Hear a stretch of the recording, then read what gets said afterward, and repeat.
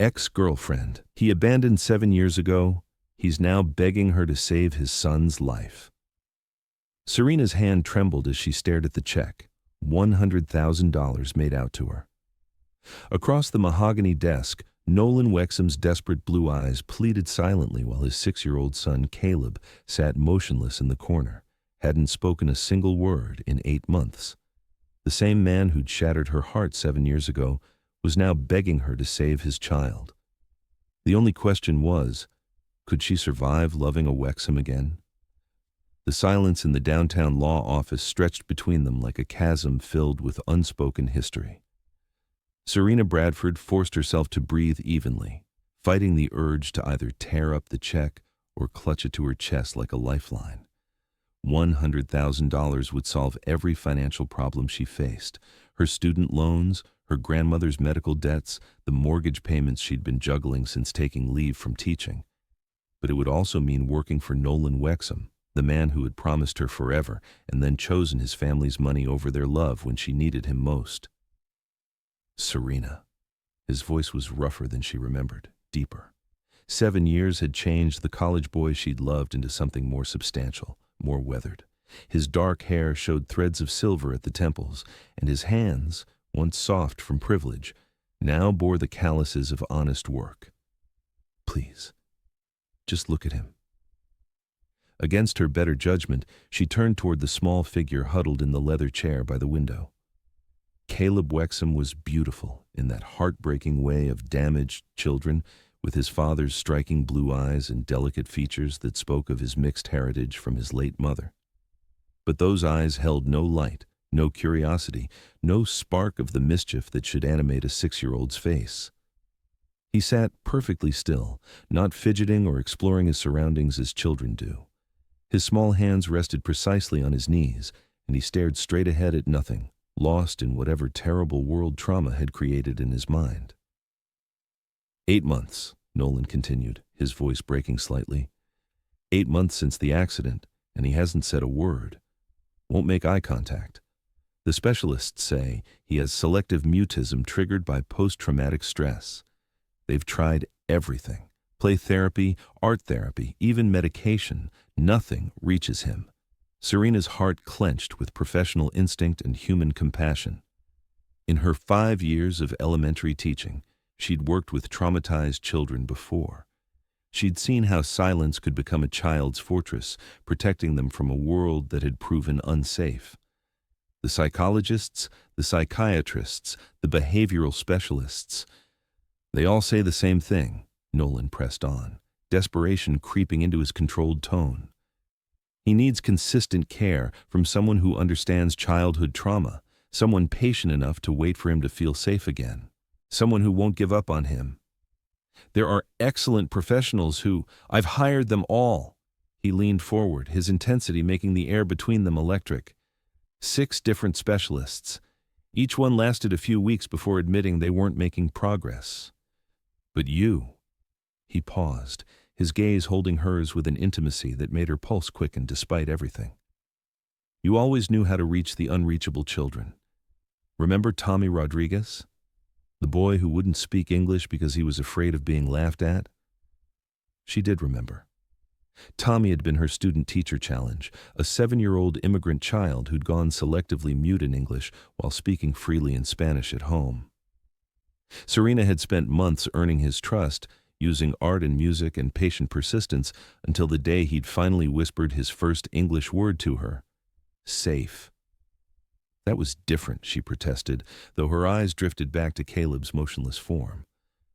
Tommy wasn't traumatized by loss, he was just scared and overwhelmed by a new language and culture. But you reached him when no one else could, just like you reached Marcus Williams when he was acting out after his parents' divorce, and Sarah Chen when she developed anxiety after being bullied. He'd kept track of her teaching career, apparently. The knowledge sent an unwelcome flutter through her chest. Nolan, I'm not a therapist. I'm not even teaching anymore.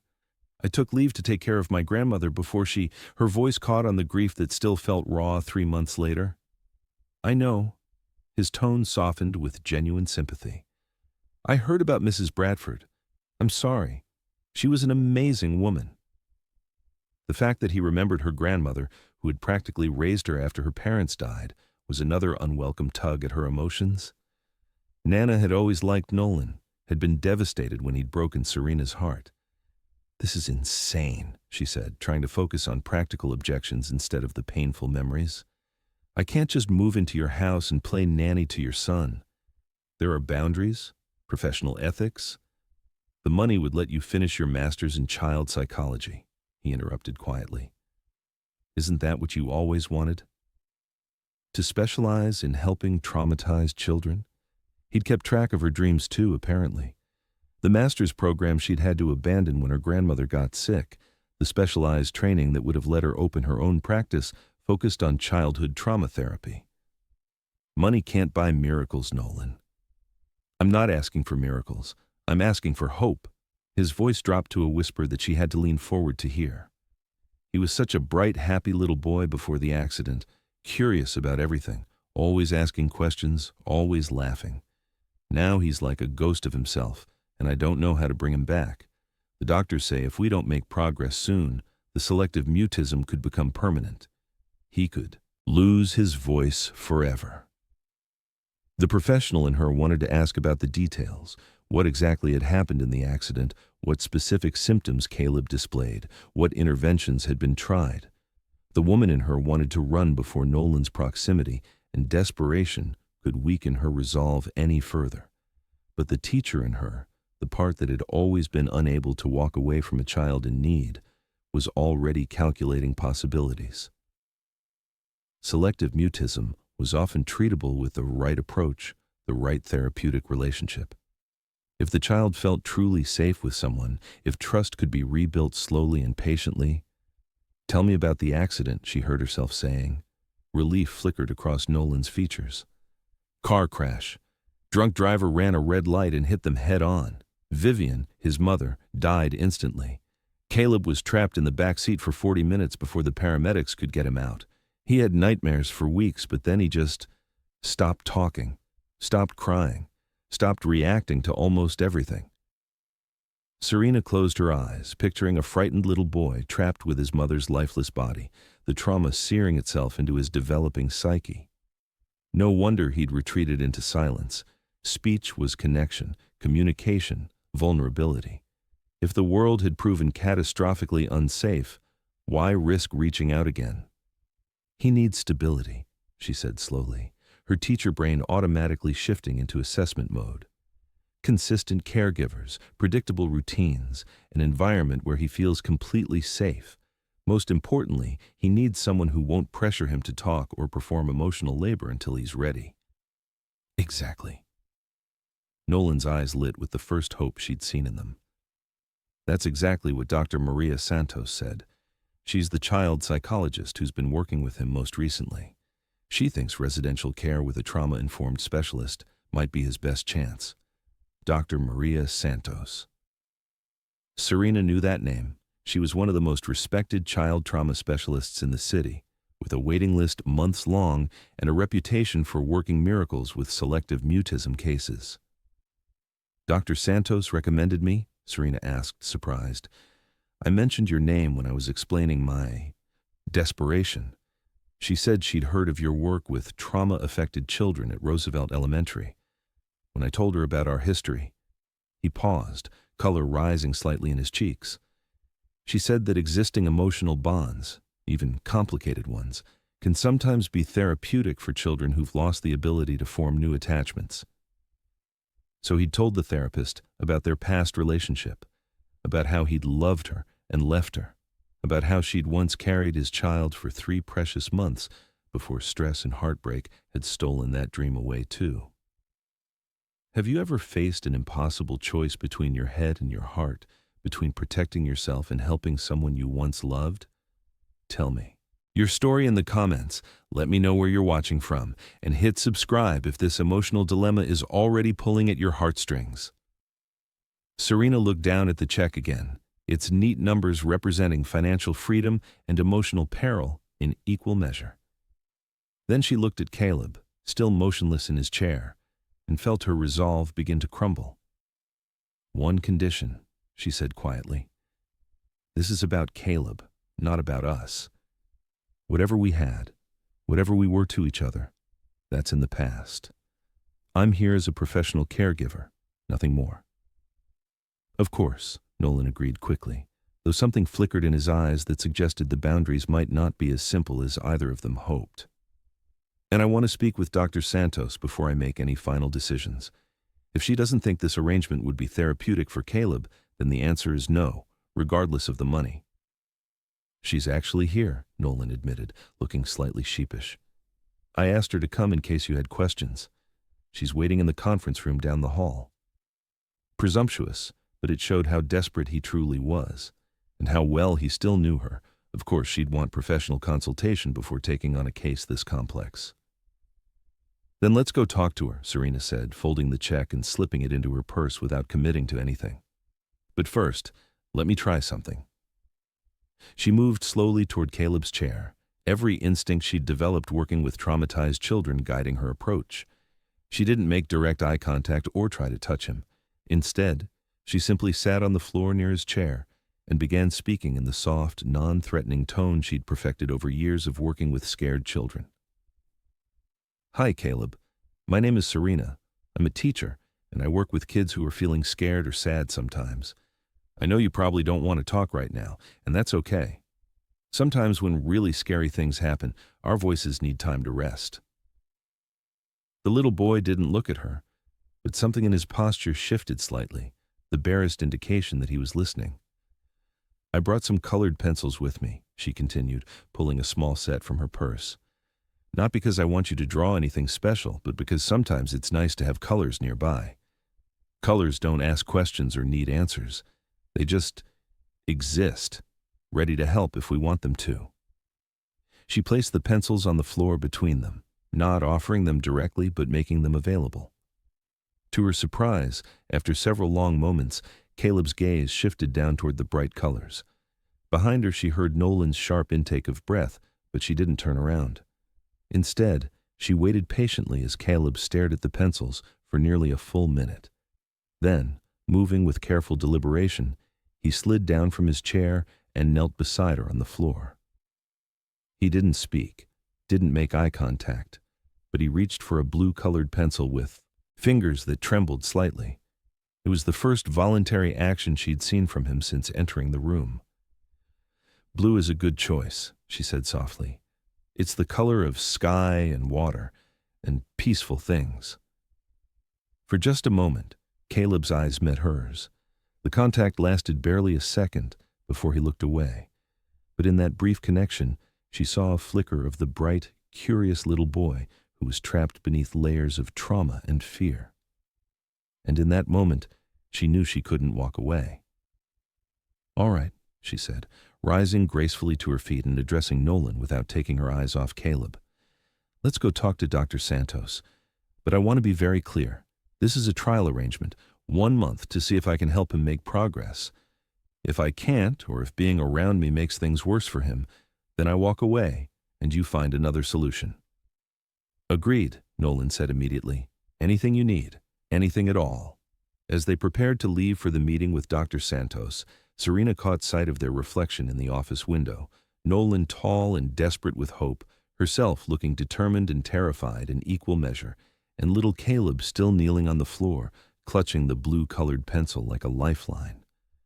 She was about to walk back into the life of the man who'd broken her heart, into the complicated world of Wexham family expectations and old wounds.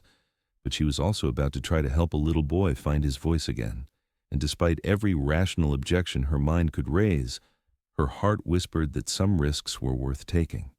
Chapter 2. Dr. Maria Santos was exactly what Serena had expected from her reputation, a woman in her 50s, with kind but perceptive eyes, graying hair pulled back in a practical bun, and the sort of calm authority that came from years of working with traumatized children.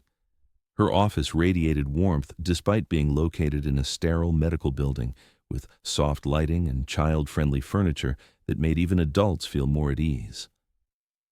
"Miss Bradford," she said, rising from behind her desk with a welcoming smile.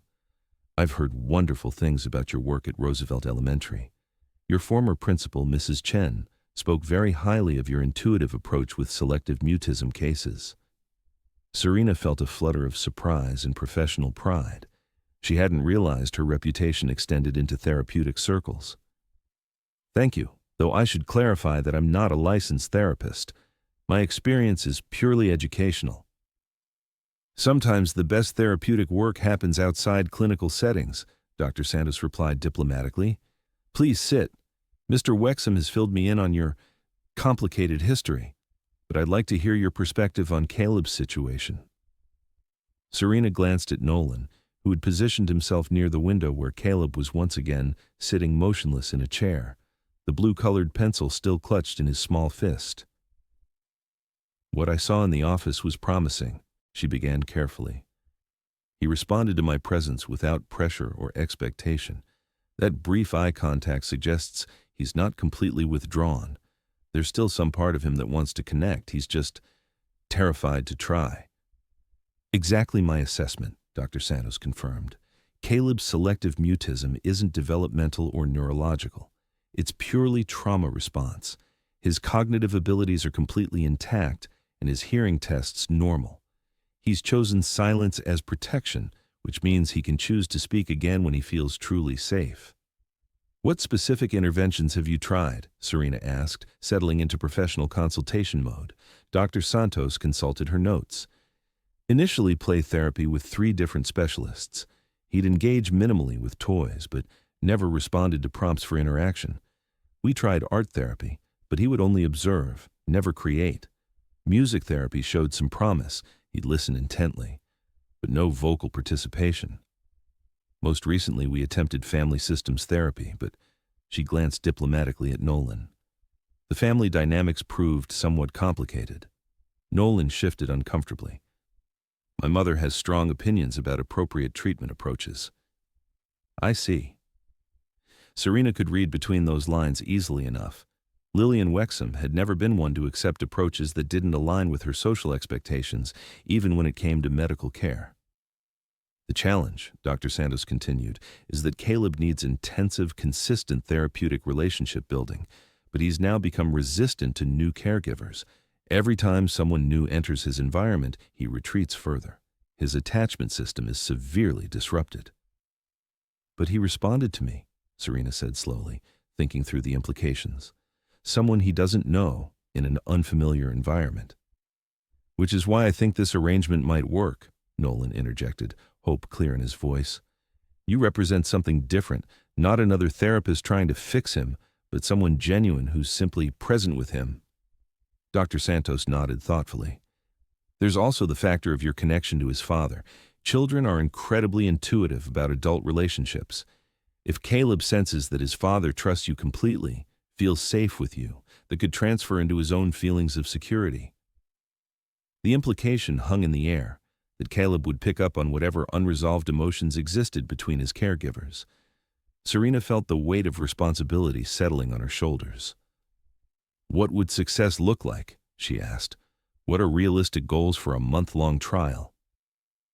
Any voluntary communication would be significant progress, Dr. Santos replied. Eye contact, physical gestures, even nonverbal expressions of preference or emotion. If he begins to show interest in activities, expresses wants or needs through any means, that would indicate the beginnings of re-engagement with his environment. And if he doesn't respond to me either? Dr. Santos exchanged a glance with Nolan that suggested this possibility had been discussed. Then we'd need to consider residential treatment at a specialized facility. There are excellent programs, but they would mean separation from his father during a critical period of his development. The unspoken message was clear.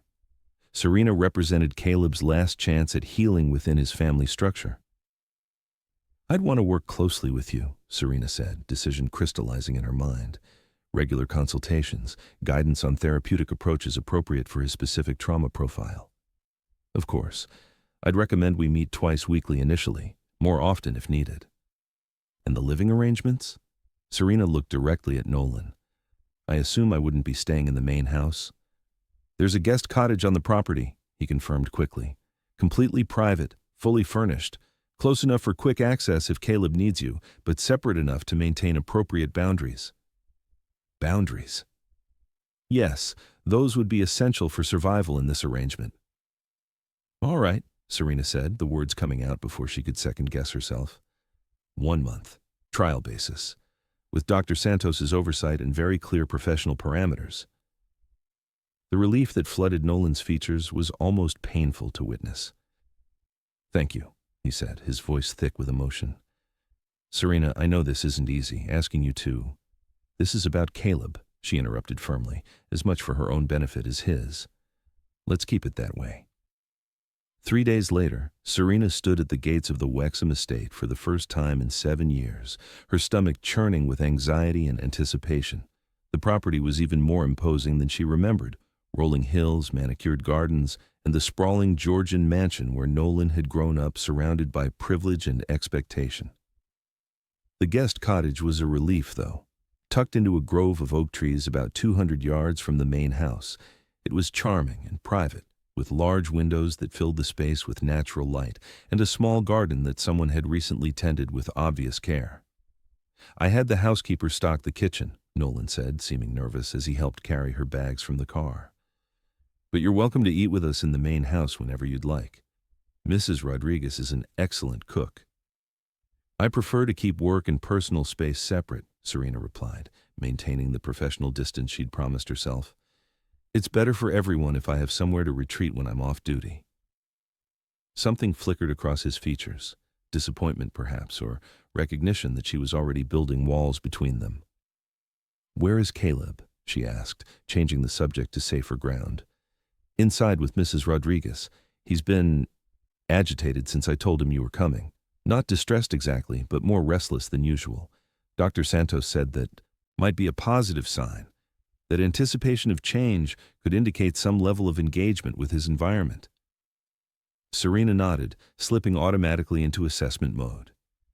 Is there a space where we could do activities together?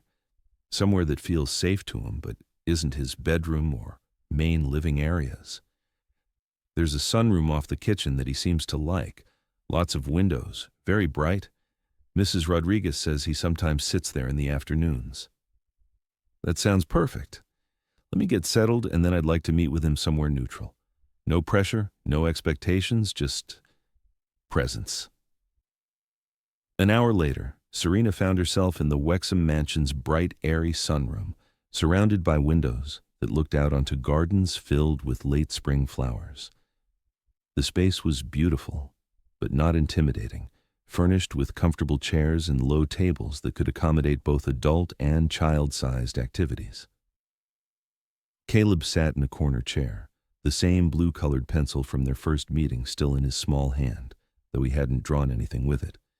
He watched her warily as she arranged art supplies on a low table, but he didn't retreat or show signs of distress. "Hi again, Caleb," she said softly, not making direct eye contact but speaking to him as she worked. "I brought some different supplies today. Not because I need you to make anything, but because sometimes it's nice to have choices around us." She laid out colored paper, markers, crayons, and child-safe scissors, creating an array of possibilities without expectation.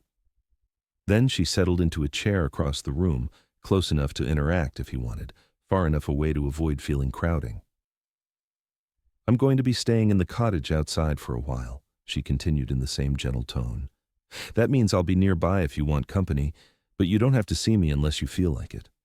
Sometimes when we're sad or scared, it's important to know we have choices about who we're around." For several minutes, they simply shared the quiet space. Serena could hear the distant sounds of household activity, but the sunroom felt like a peaceful bubble removed from the complexity of adult concerns.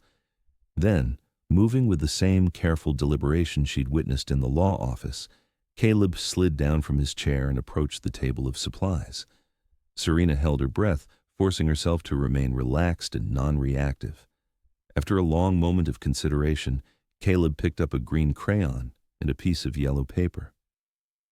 "Green and yellow," she observed quietly. "Those colors remind me of sunshine through leaves." He didn't respond verbally, but he began to make small marks on the paper, not a recognizable drawing, just experimental strokes of color. It was the first creative act she'd seen from him, and it felt monumental. "Colors are interesting," she continued, speaking to fill the comfortable silence without pressuring him to respond. Sometimes they can say things that words can't, like how yellow feels warm and green feels peaceful. Caleb paused in his marking and glanced at her briefly. Another moment of voluntary eye contact. Then he picked up a blue crayon, the same shade as the pencil he'd chosen days earlier. "Blue," she said with a slight smile. "Still your favorite?" To her amazement, he nodded, just a small dip of his chin, but it was communication, clear and intentional. From the doorway came a sharp intake of breath, and Serena looked up to see Nolan standing there, his eyes wide with wonder. Caleb followed her gaze and saw his father watching them. Instead of retreating, as Serena might have expected, Caleb held up his paper with its simple marks of green, yellow, and blue. "That's beautiful, buddy," Nolan said softly, moving slowly into the room. "Can you tell me about the colors?" Caleb didn't speak, but he pointed to each color in turn, then looked expectantly at his father, as if the meaning should be obvious. "Green for grass, yellow for sun, blue for sky," Nolan guessed. Another small nod from Caleb, and then something that made Serena's heart skip, the ghost of a smile flickering across the little boy's features. It was then that Nolan moved closer, kneeling beside his son's chair to get a better look at the drawing. As he reached to steady the paper, his hand accidentally brushed against Serena's where she rested it on the table. The contact was brief, innocent, meant for nothing more than two adults sharing a parental moment with a child they both cared about. But the electricity that shot through her at that simple touch was anything but innocent. Their eyes met over Caleb's head, and in that moment, all the professional boundaries she'd erected began to feel inadequate against the pull of old attraction and shared hope. "You always knew how to reach the unreachable," Nolan murmured, his voice rough with memory and something deeper. "Some things never change," she replied automatically, but her voice betrayed the flutter in her chest, the way her pulse quickened at his proximity. Caleb, seemingly oblivious to the charged moment between the adults, continued adding careful strokes of color to his paper.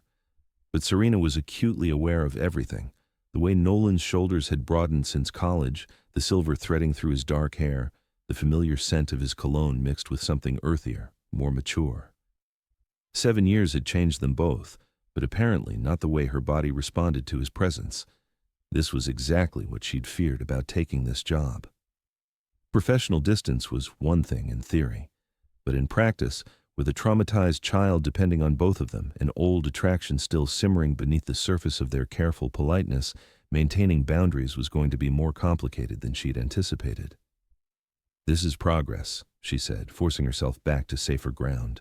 "Voluntary communication, creative expression, sharing his work with us. Dr. Santos will be pleased." "Progress," Nolan agreed, but his eyes remained fixed on her face with an intensity that had nothing to do with therapeutic breakthroughs. And as Caleb continued to color, blissfully unaware of the adult complications swirling around him, Serena realized that healing his trauma might be the easy part of this arrangement. Learning to navigate her own feelings for his father again, that was going to be the real challenge. Chapter 3. The first week fell into a surprisingly comfortable rhythm.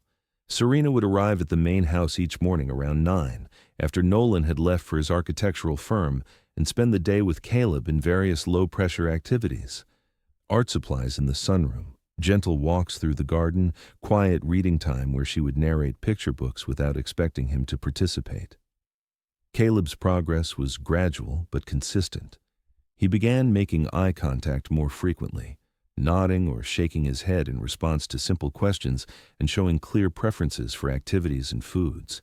He still didn't speak, but his body language was becoming more animated, less rigidly controlled. The evenings were more complicated. Nolan would return from work around 6, eager to hear about his son's day and spend time with both of them. Those hours, when they shared dinner or worked together on Caleb's bedtime routine, felt dangerously domestic, like they were a family instead of a professional arrangement held together by trauma and necessity. "He asked for the blue cup today," Serena reported on Friday evening as they cleaned up after dinner. "Well, asked, by pointing specifically and rejecting the other options I offered." "That's huge," Nolan said, his face lighting with hope. He's been just accepting whatever was given to him for months. Expressing preferences means he's re-engaging with his environment. They were standing at the kitchen sink, washing dishes with an efficiency that spoke of natural partnership rather than polite cooperation.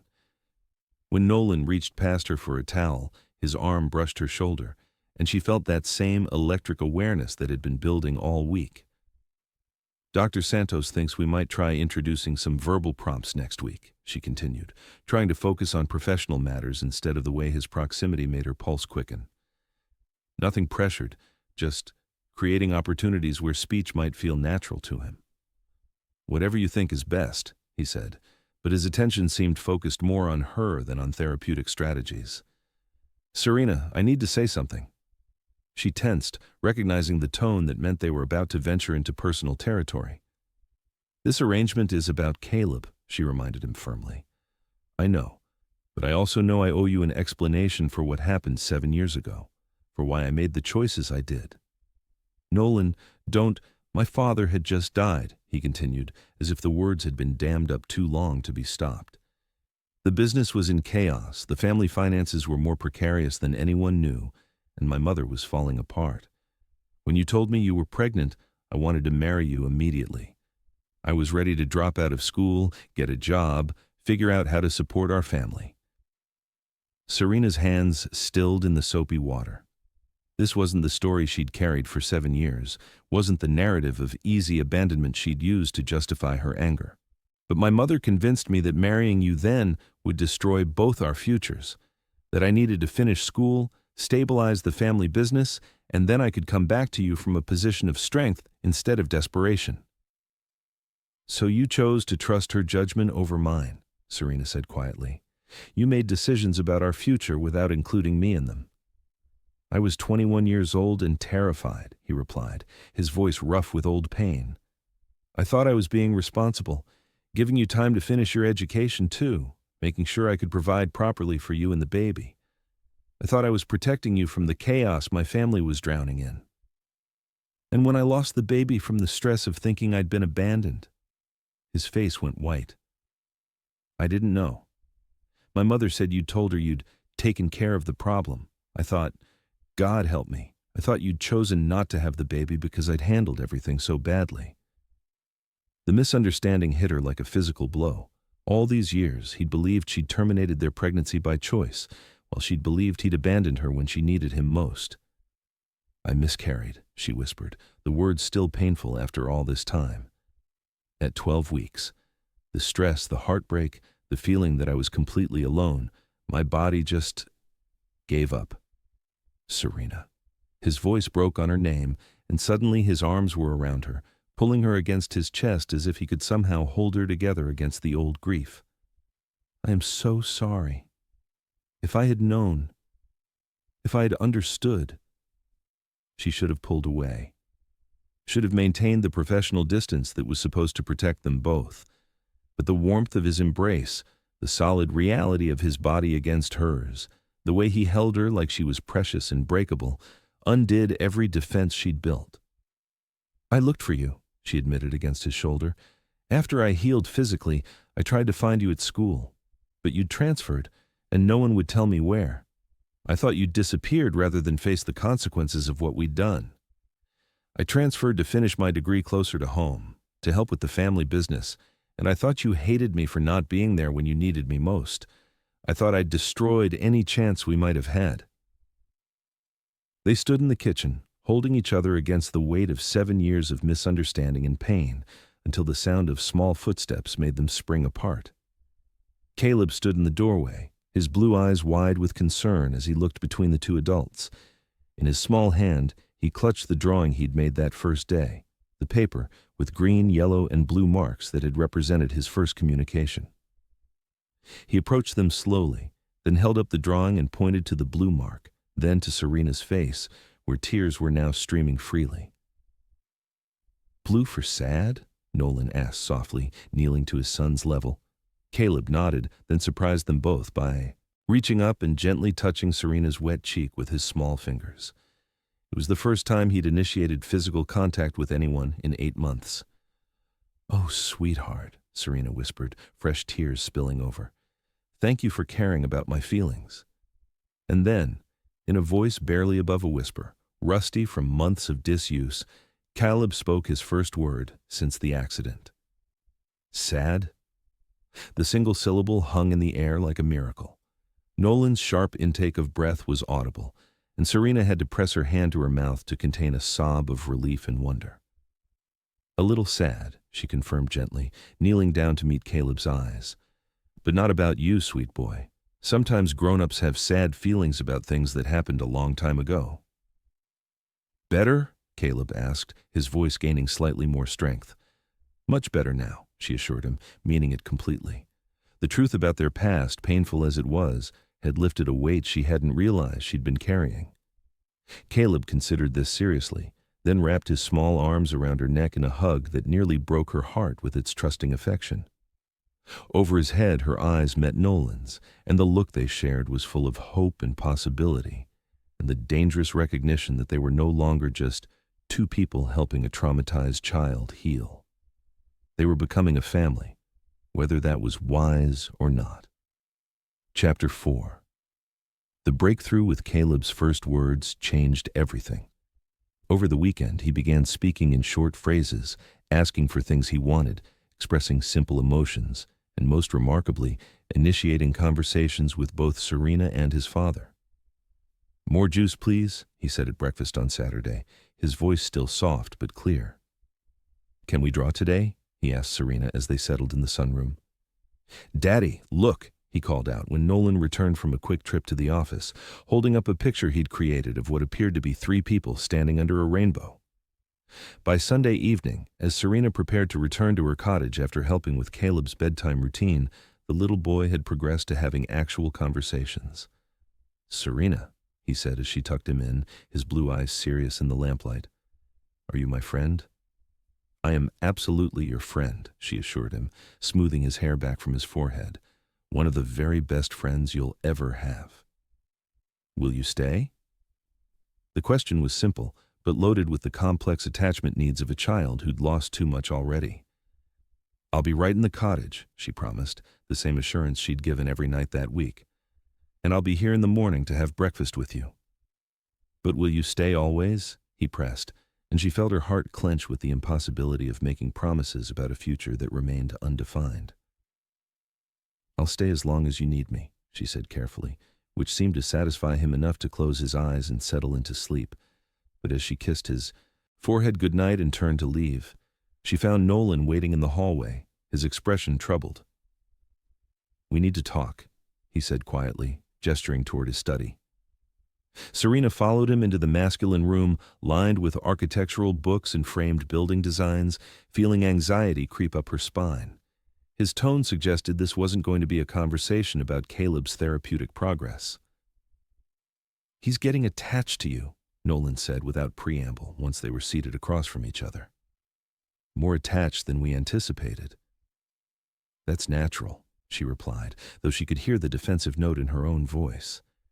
Children who've experienced trauma often form intense bonds with caregivers who make them feel safe. It's part of the healing process.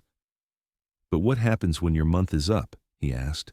"What happens if you decide this arrangement isn't working and you leave? He's already lost his mother. How do we justify putting him at risk of losing another important woman in his life?" The questions hit at her own fears, the concerns that had been keeping her awake at night as she watched Caleb's attachment to her deepen. "Are you saying you want to end the arrangement?" she asked carefully. "I'm saying I think we need to be honest about what this is becoming," he replied, leaning forward with an intensity that made her pulse quicken. "This isn't just professional caregiving anymore, Serena, not for any of us." She wanted to deny it, to insist they were maintaining appropriate boundaries, but the truth was impossible to ignore. The way Caleb had begun referring to the three of them as "we," the domestic ease of their shared meals and bedtime routines, the way she'd started thinking of the guest cottage as home and the main house as where her family lived. "Caleb needs stability," she said, trying to focus on practical concerns instead of the emotional undercurrents threatening to pull her under. Any major changes to his routine right now could set back his progress. "I agree, which is why I think we need to discuss making this arrangement permanent." The words hung in the air between them, loaded with implications that went far beyond employment contracts. "Permanent how?" she asked, though her increased heartbeat suggested she already knew what he was hinting at. "Marry me." The proposal was so simple, so direct, that it took her a moment to process what he'd actually said. "Nolan, I know how it sounds," he continued quickly, as if he needed to get all the words out before she could reject them. "I know it seems like I'm asking you to sacrifice your independence, your career goals, your whole life for the sake of a child who isn't even yours. But what if it doesn't have to be a sacrifice?" He stood and moved to his desk, returning with a folder that he placed in front of her. "The Children's Trauma Center I've been designing," he said, opening the folder to reveal detailed architectural plans. "I've been working on it for 2 years, but I never knew how to make it more than just another building. Having you here, watching you work with Caleb, has shown me what's been missing." The drawings were beautiful, a facility designed specifically for healing, with natural light, comfortable spaces, areas for both individual and group therapy, even residential quarters for children who needed intensive care. "You could run the therapeutic programs," he continued, his enthusiasm growing as he talked. "Finish your master's degree, hire the staff, create the kind of trauma-informed environment that could help hundreds of children like Caleb. And you'd never have to worry about funding or administrative interference because the center would be fully endowed." It was everything she'd ever dreamed of professionally, wrapped up with the man she'd never stopped loving and the child who'd already claimed a piece of her heart. "This is about more than Caleb's attachment needs," she said quietly, studying his face in the lamplight. "Isn't it?" "Yes," he admitted, his voice dropping to that intimate tone that made her skin tingle. "It's about the fact that I never stopped loving you. It's about the fact that having you here, watching you with my son, seeing the woman you've become, has made me remember what it feels like to be whole." He moved closer, close enough that she could see the flecks of gray in his blue eyes, could smell the familiar scent of his cologne. "It's about the fact that when I touch you," his hand reached up to cup her cheek, thumb tracing her cheekbone with reverent gentleness. "When I touch you, I remember who I used to be before grief and responsibility turned me into someone I barely recognize." She should step back, should remind him that trauma and proximity could create artificial emotions, that they needed to think about this rationally, consider all the complications and potential consequences. Instead, she found herself leaning into his touch, her eyes drifting closed as his thumb continued its gentle exploration of her face. "Don't ask me to watch you walk away again," he whispered, and the raw vulnerability in his voice was her undoing. When he kissed her, it was with 7 years of longing and regret and desperate hope. Her hands fisted in his shirt, pulling him closer, as if she could somehow make up for all the time they'd lost, all the pain they'd both endured in the wilderness of their separation. The kiss deepened, becoming urgent, hungry, full of the passion that had never really died, despite everything that had tried to kill it. His hands tangled in her hair, and she heard herself make a small sound of need that seemed to inflame him further.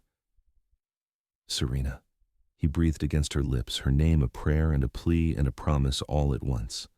But even as her body responded to his touch, as old desire flared to life between them, her mind was spinning with questions and concerns.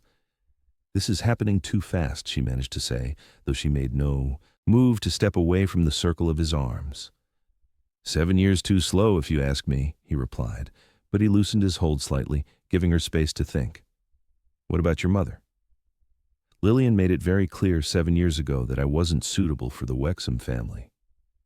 "Has that changed?" His jaw tightened. "My mother doesn't get a vote in who I love or how I choose to live my life. Not anymore."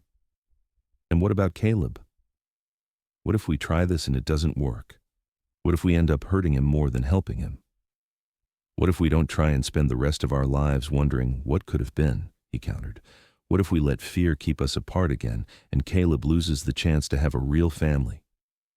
Before she could respond, a small voice from the doorway interrupted them. "Why are you sad again?" They sprang apart to find Caleb standing there in his pajamas, clutching a stuffed dinosaur and looking worried. "We're not sad, buddy," Nolan said quickly, though his voice was slightly breathless. "Just talking about grown-up things." Caleb approached them with the fearless trust he'd developed over the past weeks. "Serena looks like she might cry," he observed with the brutal honesty of childhood. "Sometimes adults have happy tears and sad tears mixed together," Serena explained gently, kneeling down to his level. "I was just feeling a lot of big feelings at once." "Good feelings or bad feelings?" She glanced up at Nolan, who was watching them both with an expression of such hope and love that it made her chest ache. "Very good feelings," she said softly, "but also a little scary because they're so big." Caleb considered this seriously, then surprised her by wrapping his small arms around her neck. "It's okay to have big feelings," he said, unknowingly echoing words she'd spoken to him during their first weeks together. "I have big feelings too sometimes." "You do?" He nodded solemnly. "I love you big, and I love Daddy big, and I want us to stay together always." Out of the mouths of babes, the simple clarity of a child's emotional truth cut through all her adult complications and fears. "I want that too," she whispered, the admission surprising her with its certainty. "Then we will," Caleb said with the matter-of-fact confidence of someone who'd never learned that love wasn't always enough to keep people together. But maybe, Serena thought as Nolan's hand found hers and their fingers intertwined, maybe sometimes it was. Chapter 5. The next 3 weeks passed in a blur of cautious happiness and growing intimacy. Serena officially moved from the guest cottage into the main house, ostensibly to provide more consistent care for Caleb, but really because none of them could bear the artificial separation anymore. Caleb thrived under the stability of having both adults fully present in his daily life.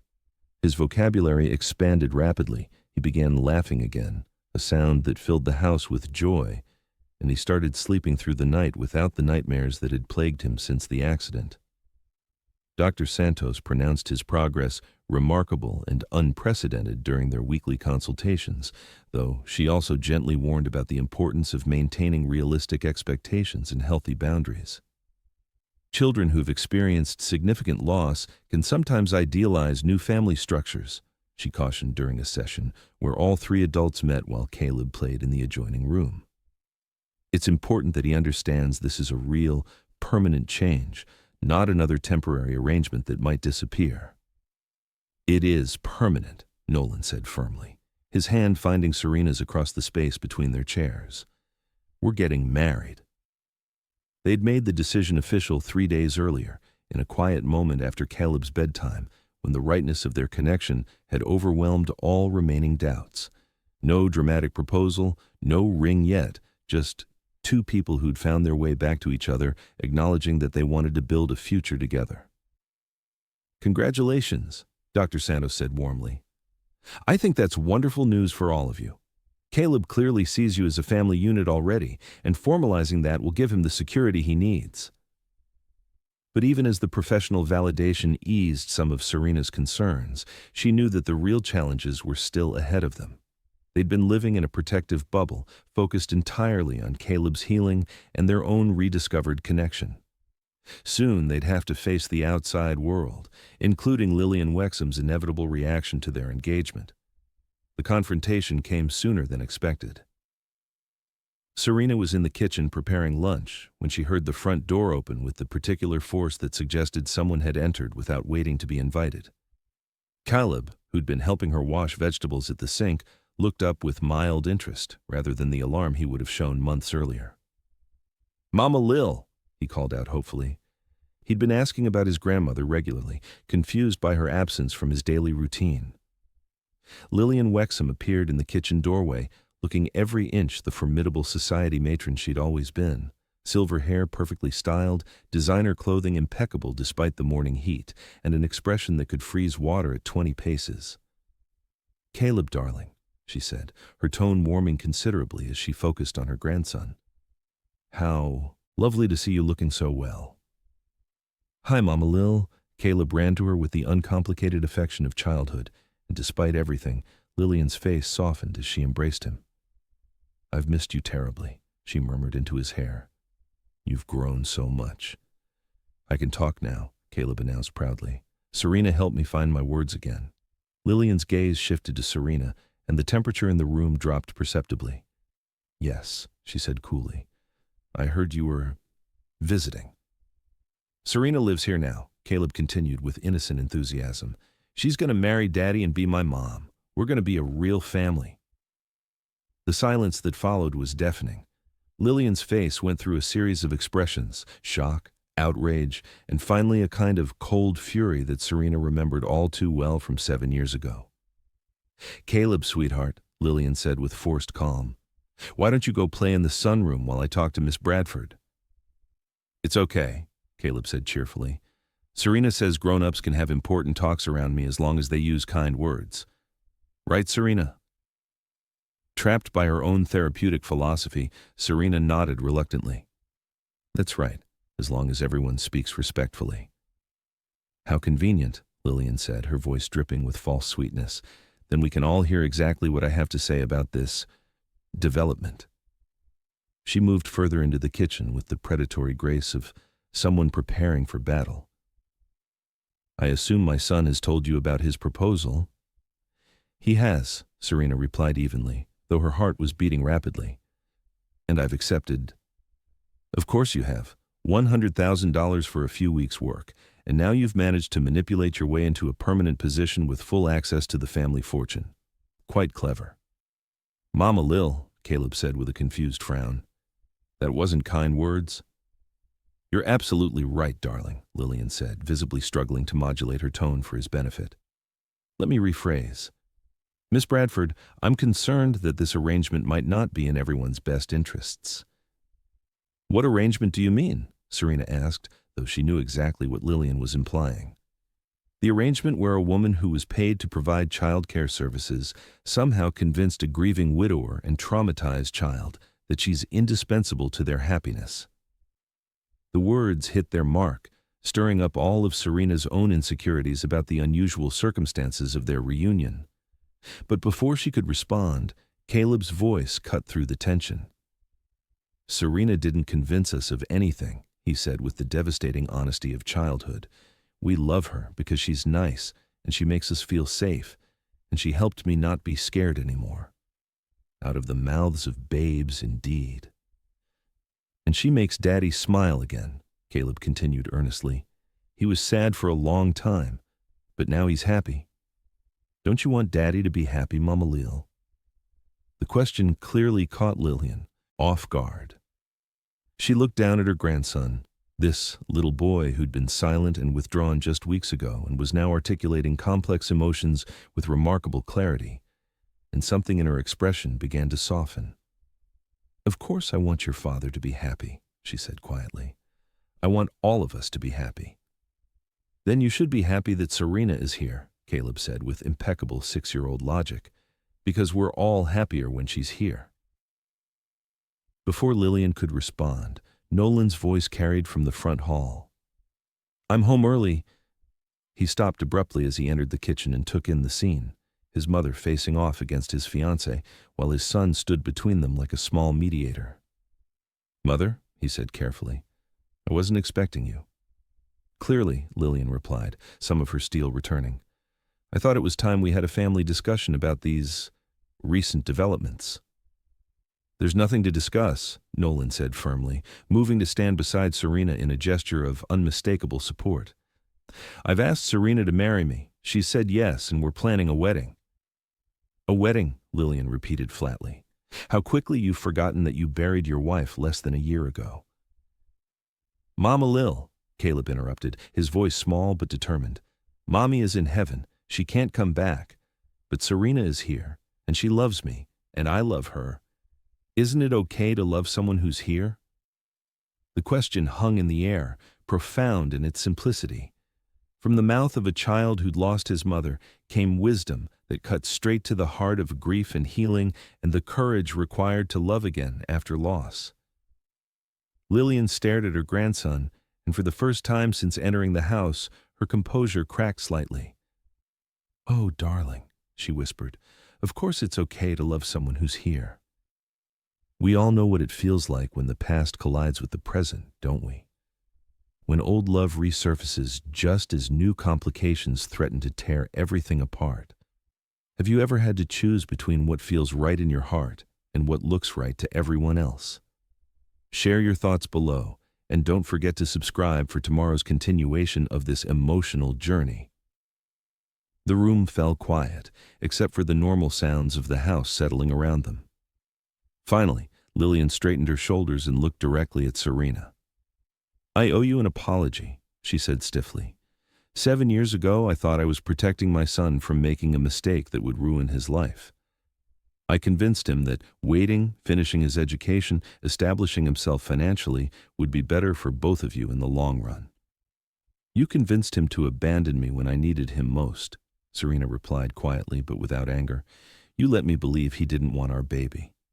I thought, Lillian stopped, glanced at Caleb, then continued more carefully. I thought you had made a different choice about the pregnancy. I didn't realize that the stress of believing I'd been abandoned caused me to lose the baby anyway, Serena finished. That your intervention achieved the opposite of what you intended? Lillian's face went pale. I didn't know. Nolan never told me. Because he didn't know either, Nolan interjected, his arm coming around Serena's waist in a protective gesture. Because your manipulation kept us from communicating with each other when we most needed to. I was wrong, Lillian said, the admission clearly difficult for her. I was scared of losing control, of watching my son make what I thought were impulsive decisions. I didn't trust that young love could mature into lasting partnership. She looked around the kitchen, taking in the evidence of the life they'd built together. Caleb's artwork on the refrigerator, the natural ease with which Nolan and Serena moved around each other, the obvious happiness of her grandson. But I can see that I was wrong about that too, she continued. This isn't impulsive young love anymore. This is... She searched for words. This is a real family, isn't it? Yes, Serena said simply. It is. Then I suppose, Lillian said with a deep breath, I should welcome you to the family properly this time. It wasn't a warm embrace of acceptance, but it was acknowledgement, recognition that the battle she'd fought 7 years ago had ultimately been pointless, and that sometimes the best thing you could do for the people you loved was to stop trying to control their choices. Can we have a party? Caleb asked into the sudden quiet, for Serena joining our family officially. Would you like that? Nolan asked, looking down at his son with a smile. With cake, Caleb specified seriously, and balloons, and maybe we could invite Tasha and Dr. Maria. I think that sounds perfect, Serena agreed, her heart swelling with the realization that this was really happening. They were really going to be a family, with all the complications and imperfections and absolute rightness that entailed. As Lillian awkwardly but sincerely offered to help with party planning, and Caleb began an enthusiastic recitation of all the people he wanted to invite, Serena caught Nolan's eye across the kitchen. The look he gave her was full of love and gratitude, and the promise of all the years ahead of them. Years of watching Caleb grow up, of building the trauma center that would help other children heal, of being the family they'd started to become 7 years ago, before fear and misunderstanding tore them apart. Some stories, she thought, were worth waiting for. Some love was strong enough to survive anything, even time and separation, and the well-meaning interference of people who thought they knew better. And sometimes, if you were very lucky, you got a second chance to build the life you'd always been meant to live. Chapter 6. 3 weeks later, Serena stood in the master bedroom of the Wexham estate, staring at her reflection in the EVU antique mirror that had belonged to Nolan's grandmother. The ivory silk dress she'd chosen was simple but elegant, appropriate for a small family wedding ceremony, but beautiful enough to mark the significance of the day. You look perfect, Tasha Coleman said from behind her, adjusting the delicate veil that had been her grandmother's. Her best friend had arrived that morning from Chicago, having taken time off work to serve as maid of honor and to finally meet the man who'd broken and then reclaimed her friend's heart. I can't believe this is really happening, Serena admitted, smoothing her hands over the silk skirt. 6 weeks ago, I was struggling to pay my bills and mourning my grandmother. Now, I'm about to marry the love of my life and become a mother to the most amazing little boy. Life has a funny way of coming full circle, Tasha observed, stepping back to admire her handiwork. Though I have to admit, when you called to tell me about Nolan's proposition, I thought you'd lost your mind." "You and David both," Serena laughed, thinking of her brother's initial reaction to the news. He'd driven up from Atlanta the previous week, determined to protect his little sister from what he was certain was an elaborate manipulation. It had taken exactly one dinner with Nolan and Caleb to completely change his perspective.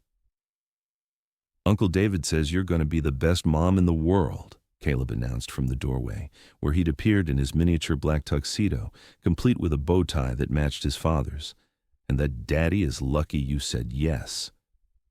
"Uncle David is very wise," Serena agreed, kneeling down to straighten Caleb's boutonniere, a single white rose that matched the simple bouquet she'd carry. "Are you nervous?" he asked with the perceptive concern that had become characteristic of him as he'd healed and grown more emotionally aware. "A little," she admitted, "but good nervous, excited nervous."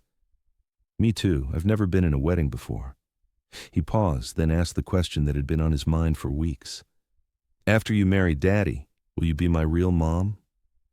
It was a conversation they'd had several times, with input from Dr. Santos about how to handle the complex emotions around his biological mother's memory and his attachment to Serena. "I'll be your stepmom," she said gently, "which means I'll love you and take care of you just like a mom does. But you'll always have two moms, me here with you, and your first mom watching over you from heaven." "And that's okay?" he asked, seeking reassurance.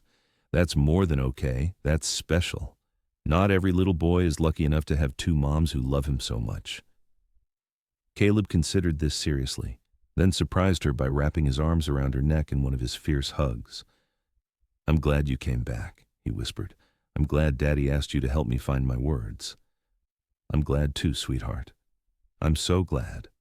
A gentle knock on the door interrupted their moment, and Nolan's voice carried through the wood. "Is everyone decent in there? The minister is ready and my mother is starting to pace, which means we're approaching the limits of her patience." "We're ready," Tasha called out, then turned to Serena with a grin. "Time to go marry your prince, Cinderella." The ceremony was held in the same sunroom where Serena had first coaxed Caleb into creative expression, now transformed with white flowers and soft lighting into an intimate chapel. The guest list was small, just immediate family and closest friends, but the joy that filled the space was enormous. Lillian Wexham sat in the front row, wearing a lavender dress that suggested careful consideration rather than grudging participation. She'd thrown herself into wedding planning with an enthusiasm that had surprised everyone, perhaps seeking to make amends for her past interference by supporting their union wholeheartedly now.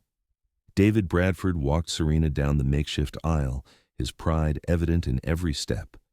Dr. Maria Santos sat beside him, beaming with professional and personal satisfaction at seeing the family she'd helped heal celebrating their commitment to each other. But it was Nolan who held Serena's attention as she approached the simple altar they'd arranged beneath the windows. He looked devastatingly handsome in his black tuxedo, but it was the expression on his face that made her breath catch.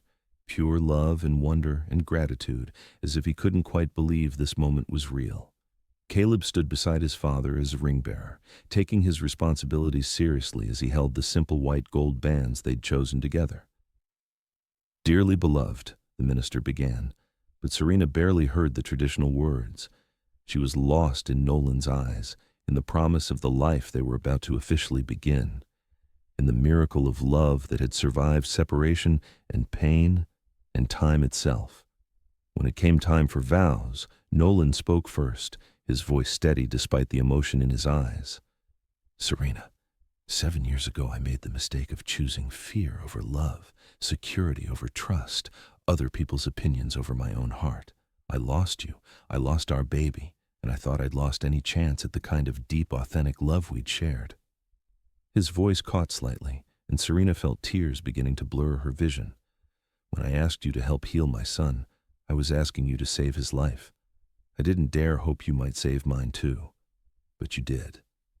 You brought light back into our darkness, laughter back into our home, and hope back into our hearts." He reached for her hands, his thumb tracing over her knuckles with the same gentle reverence he'd shown that first day in his office. I promise to choose love over fear, always. To choose you over anyone else's expectations. To build a life with you that honors both the dreams we've shared and the strength we've found separately. I promise to be the father Caleb deserves and the husband you deserve for all the days of our lives. When it was Serena's turn, she found her voice steady despite the tears streaming down her cheeks. Nolan, when I walked into your office 6 weeks ago, I thought I was just helping a traumatized little boy find his voice again. I didn't expect to find my own voice in the process. I didn't expect to remember who I was before grief and disappointment taught me to make myself smaller, safer, less vulnerable. She glanced at Caleb, who was watching them with rapt attention, then back to Nolan.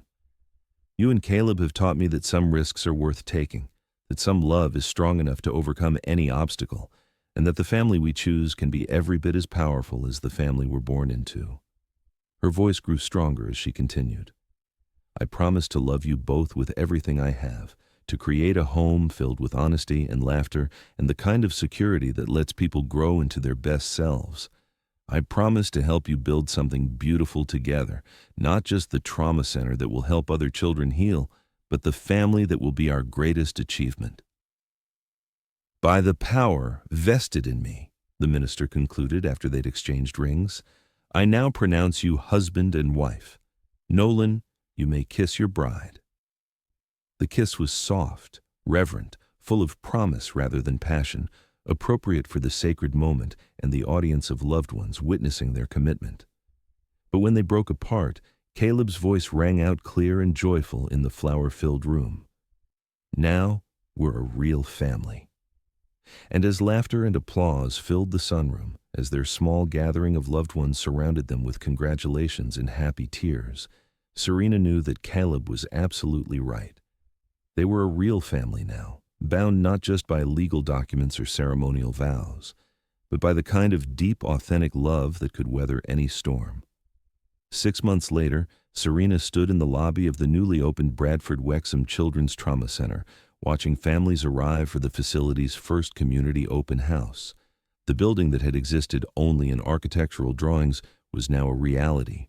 Bright, welcoming spaces designed specifically to help children heal from the wounds that life sometimes inflicted.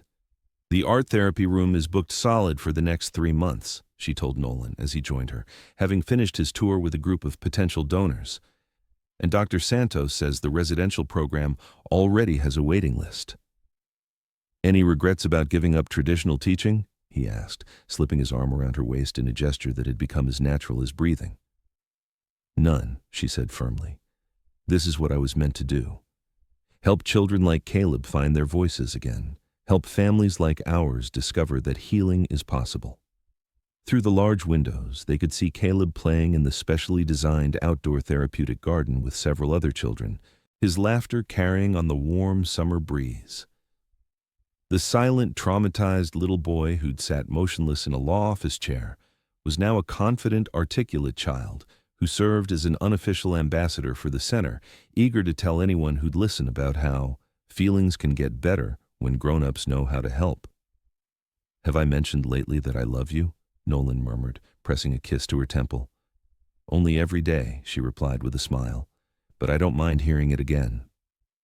I love you, Serena Wexham, for healing my son, for healing me, for building this dream with me. I love you too, she whispered back, for having the courage to ask for help, for trusting me with your son's heart, for proving that some love stories are worth waiting for. As they stood together in the lobby of the center that represented their shared commitment to helping other families heal, surrounded by the evidence of love's power to transform trauma into hope, Serena reflected on the journey that had brought them to this moment. Love wasn't just about finding the right person, she'd learned. It was about being brave enough to choose them, again and again, especially when the world told you to choose something safer. It was about believing that healing was possible, that second chances existed, and that sometimes the best families were the ones you fought to create rather than the ones you were simply born into. Love isn't just about finding the right person. It's about being brave enough to choose them, again and again, especially when the world tells you to choose something safer. Have you ever had to fight for love that others didn't understand? Share your story below, and don't forget to subscribe for more stories about the courage it takes to build authentic relationships. Tomorrow, we'll explore another tale of hearts that refuse to give up on each other. Like this video if you believe real love is worth fighting for, and hit that notification bell so you never miss these stories of triumph over adversity. Your support helps me bring you more tales of authentic human connection every day.